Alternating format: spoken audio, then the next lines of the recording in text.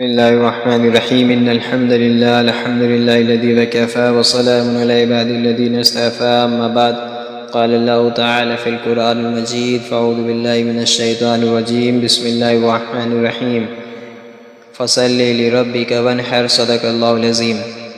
عید الاضحیٰ اسلام کا ایک عظیم مذہبی تہوار ہے جو حضرت ابراہیم علیہ السلام اور حضرت اسماعیل علیہ السلام کی بے مثال قربانی کی یاد دلاتا ہے۔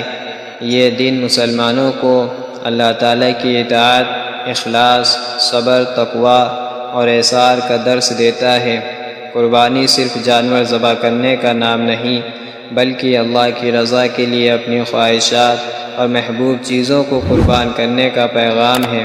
قربانی عربی زبان کے لفظ قرب سے نکلا ہے جس کے معنی ہے قریب ہونا، یعنی قربانی کا اصل مقصد اللہ تعالیٰ کا قرب حاصل کرنا ہے۔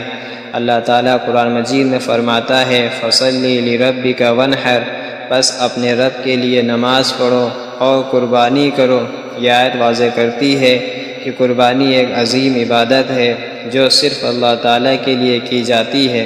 عید الاضحیٰ کی بنیاد حضرت ابراہیم علیہ السلام کے اس عظیم واقعے پر ہے جب اللہ تعالیٰ نے انہیں اپنے بیٹے حضرت اسماعیل علیہ السلام کو قربان کرنے کا حکم دیا۔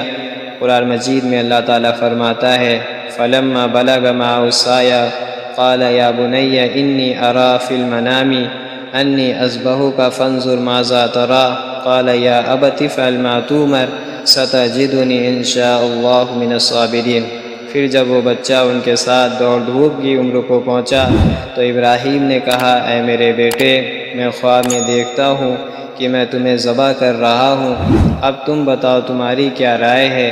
انہوں نے کہا اے میرے والد، آپ وہی کیجئے جس کا آپ کو حکم دیا جا رہا ہے، انشاءاللہ آپ مجھے صبر کرنے والوں میں پائیں گے۔ جب حضرت ابراہیم علیہ السلام اور حضرت اسماعیل علیہ السلام نے اللہ کے حکم کے سامنے سر جھکا دیا تو اللہ تعالیٰ نے ان کی قربانی قبول فرمائی۔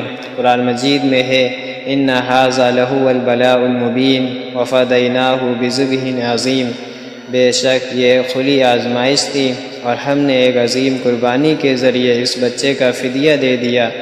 اللہ تعالیٰ قرآن مجید میں فرماتا ہے لَن يَنَالَ اللَّهُ لُحُومُهَا وَلَا دِمَاؤُهَا وَلَٰكِن يَنَالُهُ التَّقْوَىٰ مِنكُمْ، اللہ کو نہ ان کا گوشت پہنچتا ہے نہ ان کا خون بلکہ اسے تمہارا تقویٰ پہنچتا ہے۔ اس آیت سے معلوم ہوا کہ قربانی کی اصل روح تقویٰ، اخلاص اور اللہ کی رضا حاصل کرنا ہے۔